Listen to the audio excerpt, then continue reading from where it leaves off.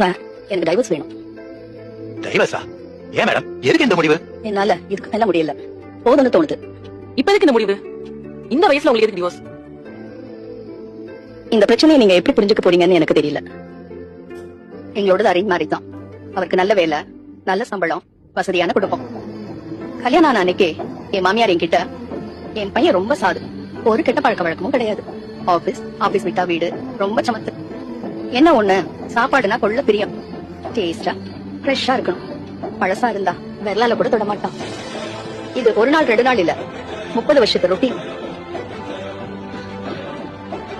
அவருக்கு தினம் இட்லி தோசை வேணும். அதுக்கு ஒவ்வொரு நாளும் ஃப்ரெஷ்ஷா மாவு அரைக்கணும்.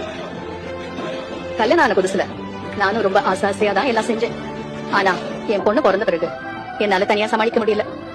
வீட்டு வேலைக்கு ஆள் வைக்க கூடாது, ஏன்னா அவங்க சுத்தபத்தமா இருக்க மாட்டாங்களாம். ராத்திரி கண்ணை மூடினா கூட நாளைக்கு என்ன சமையல் பண்றது, என்ன காய் வாங்குறது அப்படிங்கிற கவலைதான் மண்டே பெறாண்டும். கனவுல கூட சமையலை தவிர வேற எதுவுமே வருதில்ல. சாகுறதுனா கூட நான் சமைச்சு வச்சுட்டு தான் சாகணும்.